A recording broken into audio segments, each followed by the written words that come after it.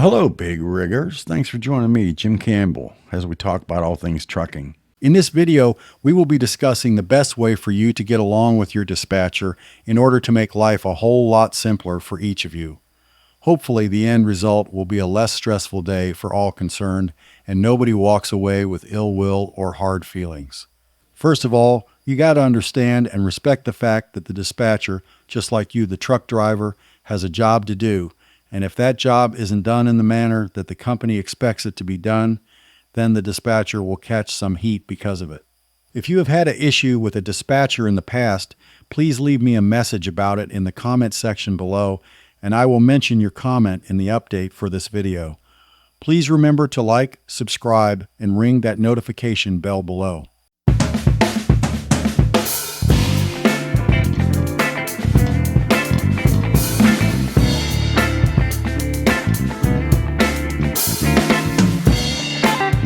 The relationship between a truck driver and his dispatcher is kind of sort of akin to the same type of relationship that a new couple has when they first start to date one another. Communication is key. Just like any other relationship, you can't expect the other person to be able to read your mind. The dispatcher's job is to effectively manage the flow of freight from point A to point B and to minimize the empty miles in order to maximize the trucking company's profit. That's his job. That's what they're paying him or her to do. The truck driver's job is to safely load the freight at point A and then deliver the freight to point B. At times, you may have a multi-stop pickup or a multi-stop delivery. Either way, it's the truck driver's responsibility to safely load the freight and then to deliver the freight at a predetermined time slot at the receiver in a safe, legal manner. That is the truck driver's job, and that is what they are paying him or her to do. Some of these dispatchers are bullshit artists. How many times have you been told there's a load waiting for you once you are empty, only to find out it was a lie? If you want an irritable, cranky driver, lie to them. A lot of older, experienced drivers will take advantage of a young, wet behind the ears dispatcher. How, you ask? With bribes or gifts? It's sad but true. Some dispatchers take bribes. The younger dispatchers probably don't even realize they are being marginalized. In order to get on the good side of a young dispatcher, often a driver will show up with something small and seemingly innocent like a breakfast sandwich, just to gain favor with the dispatcher. And it's not just the young dispatchers taking bribes from drivers in order to get the pick of the litter when it comes to freight. A lot of times it's the older dispatchers as well. They accept bigger gifts like a box of cigars or a bottle of bourbon. If you as a driver see this going on, it needs reported to the terminal manager. This type of behavior in the end will cause dissension amongst drivers. Back in the day, in years gone by, a lot of your dispatchers were experienced drivers that had retired from driving or for some reason decided to come off the road and work in the office. This type of dispatcher is the best kind because they understand the trucking industry, understand how trucking works and what the driver is going through on a daily basis. In other words, old school truck dispatchers relate better to truck drivers. In today's trucking industry, the new age truck dispatchers are basically kids that are good with computers and are still living at home with mommy and daddy. In a lot of cases, they're young guys just out of community college with an unrelated degree in basket weaving. The trucking company gives them a crash course in their trucking dispatch software, then turns them loose to dispatch drivers. These new age young dispatchers don't have a clue or even the slightest idea of what a truck driver goes through on a daily basis. So as a driver, you've got to kind of understand that and handle these young dispatchers as you would a brand new puppy that needs housebroken and taught what to do and what not to do. More often than not, these new age dispatchers are lining up drivers on loads strictly according to what the dispatch software tells them to do. They simply are not experienced enough to understand there are many more things that need to be figured into the planning of loads and reloads for drivers. New age dispatchers may look at their dispatch software and it shows them that a certain load should take X amount of driving time to make the delivery. So the dispatcher runs with that number and calls the receiver and sets up a delivery appointment. Without taking into consideration any possible traffic problems, weather concerns, or how this delivery might be affected by the driver's legal hours of service.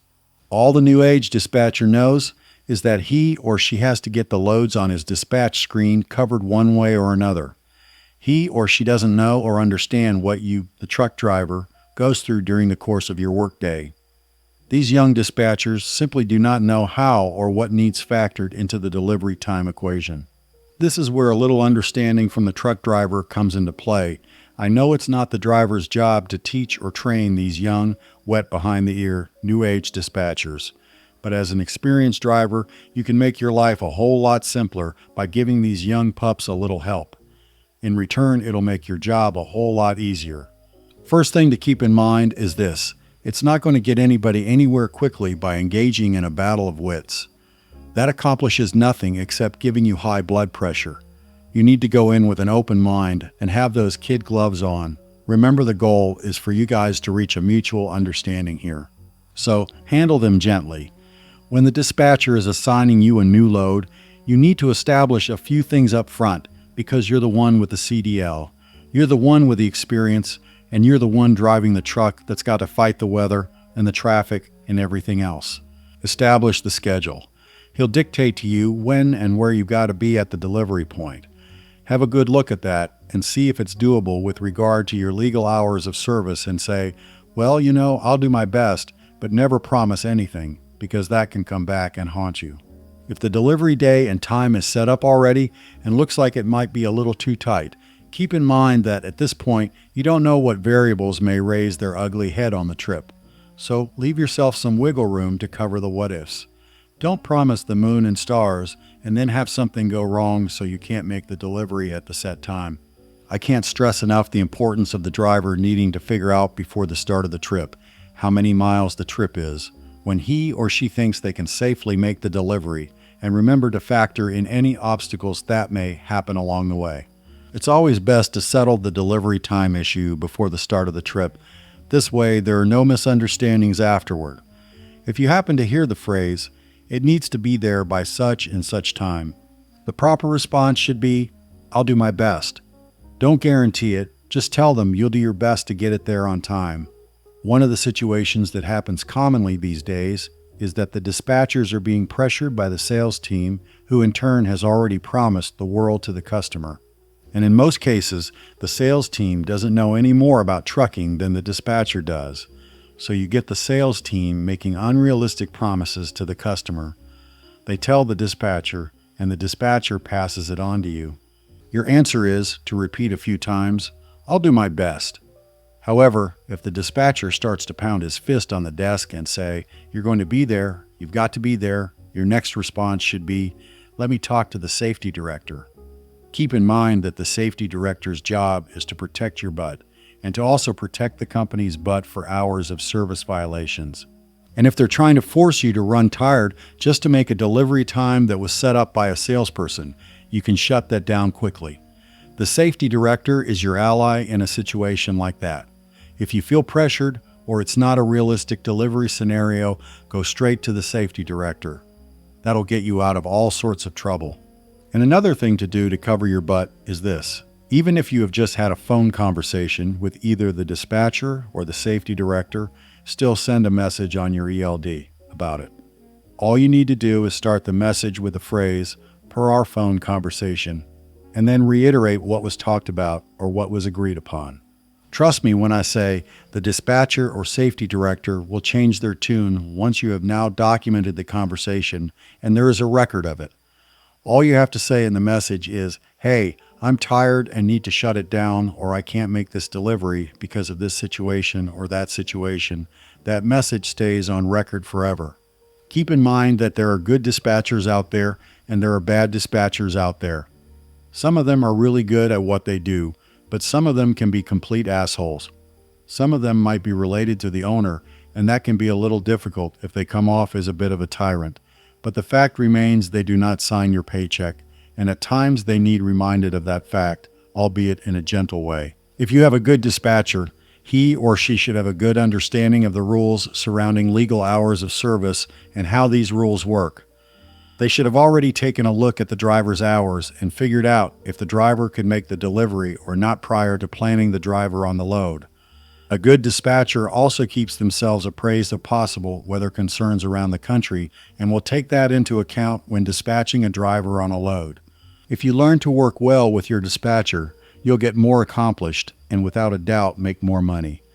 Don't be afraid every once in a while to go over their heads if you have to. Because remember, you don't work for them. You work for the owner, and it doesn't hurt to every once in a while remind them of that. A lot of trucking companies are waking up to the fact that bad dispatchers can and do cause driver turnover, and trucking companies don't want driver turnover. So they're implementing new strategies on how their dispatchers can work best with their drivers to accomplish the common goal, and the common goal is that everybody makes money. If you have any dispatcher stories, please leave me a comment below about them. Thanks for watching, and please remember to like, subscribe, and ring that notification bell. Take care and see you in my next video. Thanks a lot. Take care. See you next time. Bye-bye.